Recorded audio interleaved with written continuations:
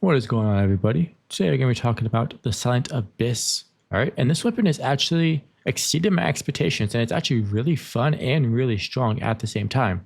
And I actually had a lot of fun using this weapon, and so let's just get into it. So before we get into the weapon itself, we have to go over what is Frost Vortex, okay? Frost Vortex trap enemies within a 4.5 meter radius and inflict 30% PSI intensity as status damage per second for 4 seconds.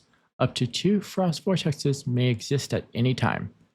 So status damage and 2 Frost Vortexes, okay? That's what you look for right there. Additional damage is Frost Element, which cannot crit, cannot strike weak spots. Alright, so the biggest thing to take from this, it does status damage when it procs the Frost Vortex, and it can have up to 2 Frost Vortexes, which we are actually going to increase that with our mod later on in the video. But the biggest things, status damage, Frost Element, and 2 Frost Vortexes. Alright, now getting into the weapon, this is where it gets good, really good. So the devs actually buffed this weapon about like a month or two ago, so it's actually significantly better than it used to be. But Frost Vortex, Silent Anabasis, has a 15% chance to trigger Frost Vortex on hit. That used to be 10%. They raised it up because I wasn't proccing Frost Vortex enough. Alright, now you get an additional 5%, which is still pretty low, but it does proc it pretty often now. Hitting a target generates an ice crystal with a cooldown of 1.5 seconds. That is the whole point of this weapon, is it's built around the ice crystals that you produce while using this weapon. Alright, and those ice crystals are going to fit into the key item that we're going to go over in just a little bit. Alright, and now here comes where all the big damage comes in. So ice crystals automatically shatter after 15 seconds, dealing Frost Elemental status damage equal to 100% PSI intensity to nearby targets. The Frost Vortex damage bonus applies. So this is just saying if you don't shoot the crystal, it will automatically explode by itself and do 100% PSI intensity. But here's where it gets better. Ice crystals can also be shattered by shooting them, which increases the damage they deal to 350% PSI intensity, which is enormous. So basically, anytime you see a crystal spawn, you want to shoot it for the maximum amount of damage that the crystal can do. And here's where it gets even crazier. Frost Elemental damage plus 30%, which is a base 30% increase in elemental frost damage, plus an additional 8% for every ice crystal shattered for 15 seconds, which can stack up to 3 times. So now you're getting even more Frost Elemental damage and an additional 8% for every crystal that you shoot. Okay, that is enormous. So that's going to be 30% plus 24% at the max stacks. All right, that's huge. If the rest of it wasn't enough, that by itself is pretty good. Again, in the weapon mod, we are using Vortex Multiplier for Frost Vortex Affix. This ties it into the weapon's base effect that we were just talking about. So this will increase the max number of Frost Vortexes plus 1, as well as give it Frost Vortex damage plus 10%. So now we are going to get 3 Frost Vortexes to be able to proc at one time, which is significantly more damage, okay? For the weapon suffix, you're going to want to run a Frost Vortex affix on it, alright? This is going to be for the Frost Vortex damage that you can get, and the Frost Vortex duration that you can get on this. You can as well get base frost damage, and so any of those would be perfectly fine on this weapon. It just means more damage. That's what you want to look for. Alright, getting into the weapon calibration, we are running a rapid assault style rifle, and this is going to give you a base fire rate of plus 20%, and a reload speed of plus 40% with a minus 10% attack, which that 10% less attack isn't the biggest deal because the fire rate and the reload speed more than make up for it. Alright, so this weapon does shoot ammo extremely quickly, which is why that 40% reload speed is very beneficial. And as well, we are pairing this with double elemental substats for even more elemental damage. So now we're going to be getting faster fire rate, faster reload speed, and more elemental damage.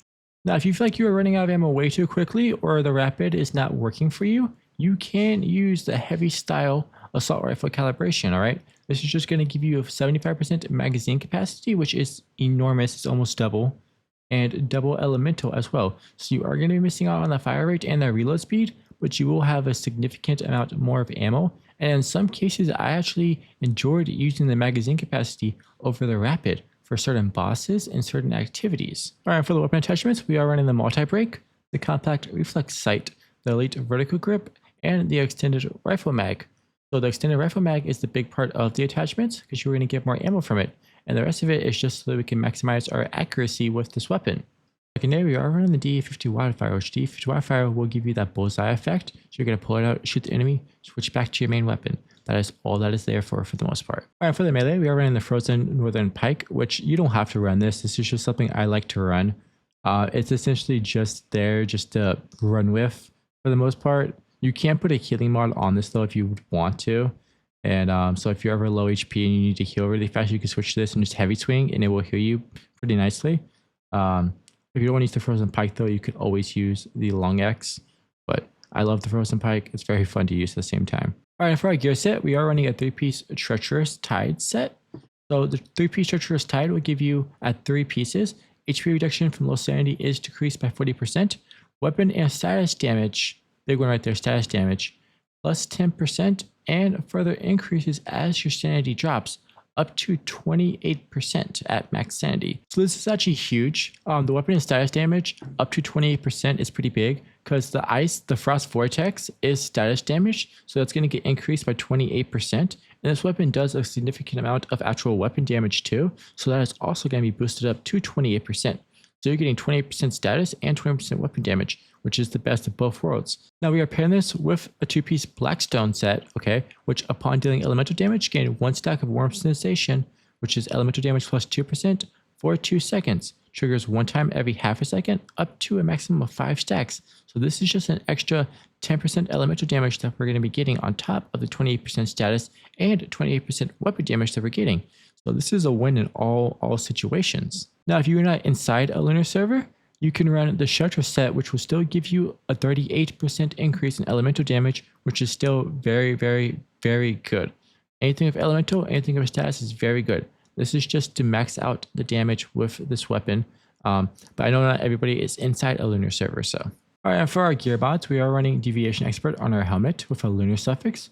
Deviation Expert will give you fire rate plus 10% with a status damage increase of 20%. All right, and you want status damage and elemental damage on all of your mods. We are running this with a lunar suffix because we can get even higher status and elemental damage depending on how low our HP is. All right, this also works in the talents mod. For our mass mod, we are going to be running Frost Construct, which Frost Construct will give you an additional 10% increase in damage for your ice spikes, ice missiles, and ice crystals. As well, if the target is in Frost Vortex, give you an additional 10% damage dealt. So this is very beneficial for all the crystals that will be spawning because now they'll be doing extra damage. All right, and we're running this in the Frost Vortex affix for the Frost Vortex damage increase that you can get, Frost Vortex duration, and the Frost damage increase that you can as well get with this mod. All right, and for our top mod, we are running Critical Rescue for damage reduction plus 20% and healing received plus 20% when HP is below 30%. Now we are mainly running this because it is a lunar suffix mod, but the damage reduction is really nice and the healing received is also very nice.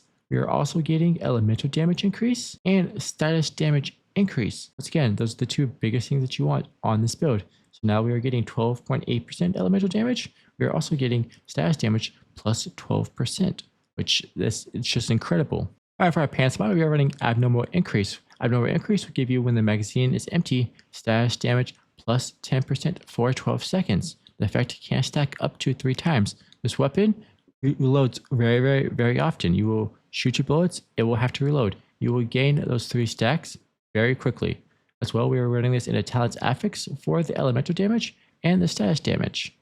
For the gloves, we are running status enhancement, which will give us a base status damage of plus 20%. We're also running this in a talents affix for even more element damage. I did not get a bonus status damage on my substats, but it is okay because I got the element damage. For our boots mod, we are running Rush Hour. So Rush Hour is very, very, very nice. So every 10% HP loss grants plus 4% melee, weapon, and status damage. We're not worried about the melee part, but we're worried about the weapon and status damage. So every 10% HP loss, okay? So we're already going to be low HP. So 40% you'd be dead. All right, so you can get up to a maximum of 36% weapon and status damage using this mod. That's huge. That is significantly more than a mod like Covered Advance.